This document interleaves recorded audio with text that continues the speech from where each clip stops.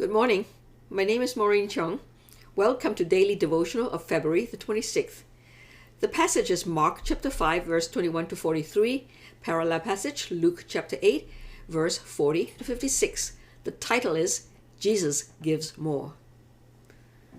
When Jesus had again crossed over by boat to the other side of the lake, a large crowd gathered around him while he was by the lake.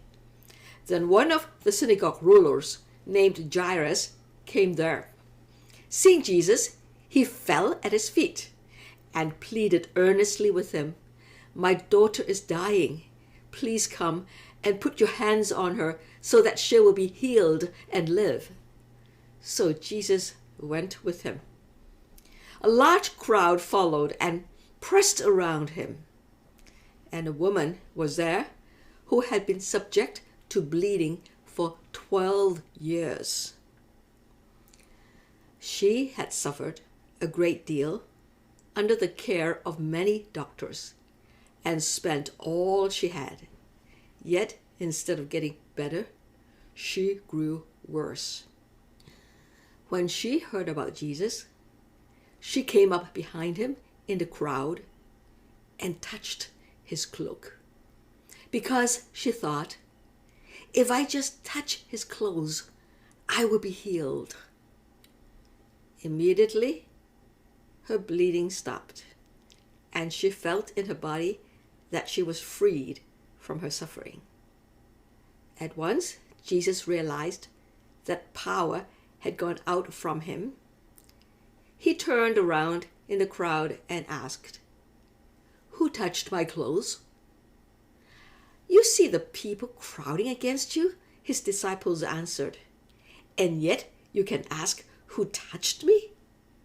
But Jesus kept looking around to see who had done it.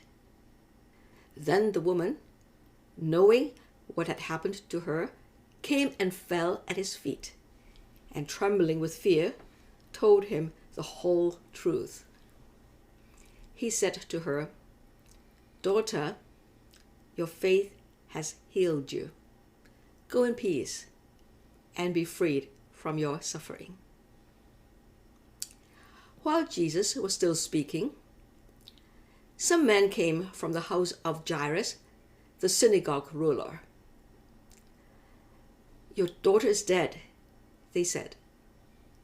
"Why bother the teacher anymore?" Ignoring what they said, Jesus told the synagogue ruler, "Don't be afraid, just believe." He did not let anyone follow him except Peter, James, and John, the brother of James. When they came to the home of the synagogue ruler, Jesus saw a commotion with people crying and wailing loudly. He went in and said to them, "Why all this commotion and wailing? The child is not dead, but asleep." But they laughed at him. After he put them all out, he took the child's father and mother and the disciples who were with him and went in where the child was. He took her by the hand and said to her, "Talitha cum," which means, "Little girl, I say to you, get up." Immediately, the girl stood up and walked around. She was 12 years old. At this, they were completely astonished. He gave strict orders not to let anyone know about this and told them to give her something to eat. We come to Jesus when we are exhausted of solutions.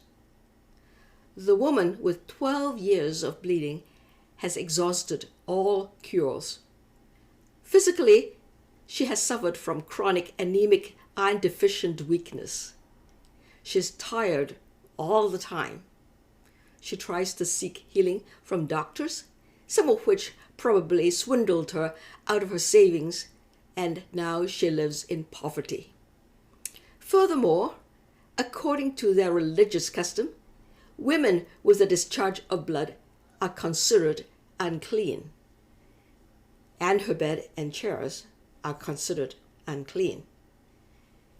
The law in Leviticus chapter 15, verse 25 to 27 described this.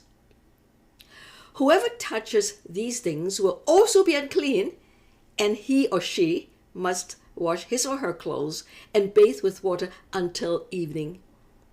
I can imagine her to be ostracized, excluded from communal life in Capernaum. For 12 years, she has lived alone, with little social contact, and certainly unable to worship at a synagogue. She is well known in a pitiful way, the lonely woman with a hemorrhage. Therefore, she is compromised physically, economically, socially, religiously, and emotionally. Somehow, she hears about this miracle healer Jesus, and she wants to sneak up to him to get healed. She thought, if I just touch his clothes, I'll be healed. One harmless attempt. Nothing lost if it doesn't work. She disguises herself and covers her face to sneak up to Jesus from behind and gently touches his garment. Behold, it works! Immediately, her bleeding stops and she feels that her suffering has ended. Having been socially excluded for so long, with a bottomed-out self-image, she would like to disappear quietly and just return home. But Jesus chooses to expose her publicly. He turns around in the crowd asking, "Who touched my clothes?" Power has gone out from him, and he knows. Is that inconsiderate of Jesus to ask thus? Just physical healing is not enough. More is to be done. So when the woman gingerly retells her story with trembling and fear, she's announcing her past illness and present recovery for the crowd to hear. Jesus publicly endorses her claim of recovery. "Daughter, your faith has healed you. Go in peace and be freed from your suffering." If Jesus has not done this, she might not believe and received back to her family and community. She needs social and emotional healing too. Then she can go to the synagogue and worship with her congregation. That will be her spiritual healing. Jesus gives more than she has extracted. Jesus heals her physically, socially, emotionally, and spiritually. He approves of her faith in him. Likewise, he gives more than I can ever ask for, because I have needs that I don't even know about. He gives beyond my imagination. I sincerely pray for our young people, for they too see what they think is their major need, whereas our Father knows of their deeper needs. Christ, our loving Lord, will set out to give more abundantly than they can ever imagine. The same with Jairus, the synagogue ruler. He pleads with Jesus to heal his dying daughter. He needs to see Jesus putting his hands on her to make her well. But the bleeding woman's case interrupted Jesus' journey. Unfortunately, his household servant brings the bad news that she has died. The quickly drawn conclusion is that he shouldn't bother Jesus anymore. But Jesus says to Jairus, "Don't be afraid, just believe." So he arrives at Jairus' house to find people crying and wailing loudly. He says, "Why all this commotion and wailing? The child is not dead, but asleep." In the presence of her parents and his 3 disciples, he takes her by the hand, telling her to get up. Immediately, as in the previous case, she rises up alive.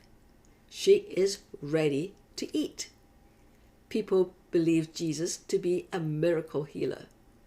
but to their astonishment, he can even revive the dead. In our lack of faith in him, we often limit his power. He can surprise us in many ways by going above and beyond our imagination. Do I ever limit God by my lack of faith in him? Am I afraid of uncharted waters, untraveled roads, and untried experiences? In our dead-end jobs, do we believe the Lord is telling us to go elsewhere?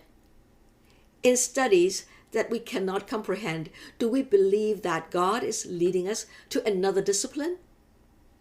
In friendships that are not upbuilding but hurting, is God telling us to move on?